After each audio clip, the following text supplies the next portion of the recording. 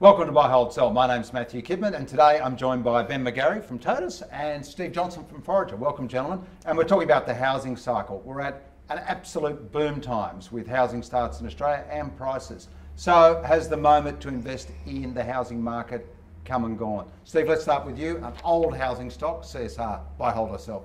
Hold. We're over the peak in the cycle, but the share price is over the peak as well. It's come off quite a bit recently, and I think you've got a business here that's going to be around through the cycle at both ends. It's not a great business, but it's not trading at a price that says it's a great business either, so hold. Ben? CSR sell. They've got a large exposure to multi-res construction.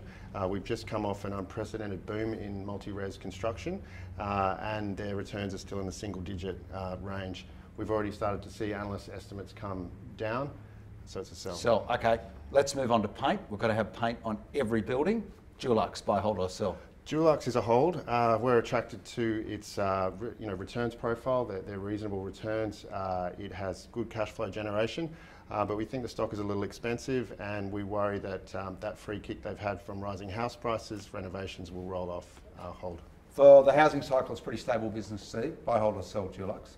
I'd agree with all of that. Say hold. I think the price reflects the good quality of the business, but I think if you want to invest in something in the space, something like this is a more reliable way to do it than some of the more cyclical, troubled balance sheet businesses out there. Okay, let's go into housing fittings.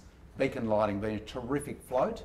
Looks expensive, plenty of growth. Buy, hold or sell? I've always had my doubts about this one, and I've been wrong, but I'll still say sell at this point again in the cycle, and I actually worry about how specific this business is and how niche it is and how that is going to play out over time.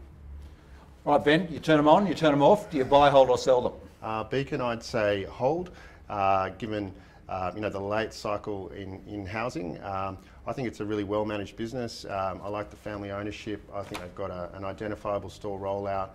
There's some structural tailwinds for more energy efficient lighting, but it's expensive and we're cautious on the cycle. Hold. All right, let's go to the transaction side of the equation. Buying and selling houses. REA, buy, hold or sell? REA's a hold. It's a great business, high returns.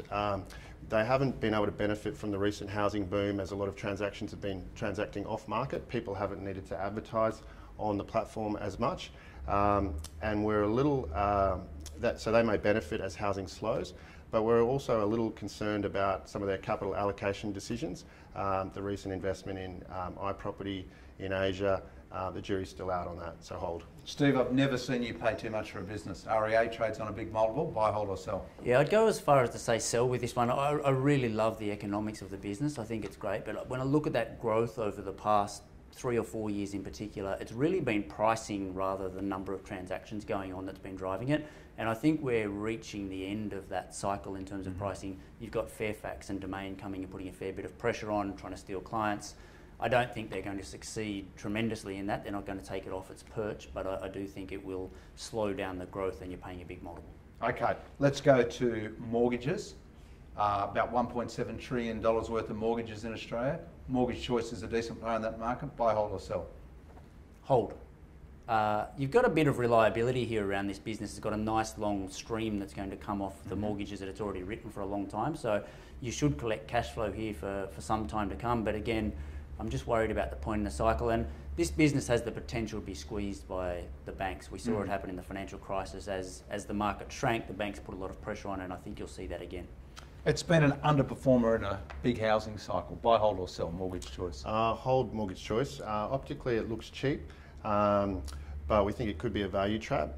They have been losing share, it looks like, to a new competitor called AFG, which distributes through different channels.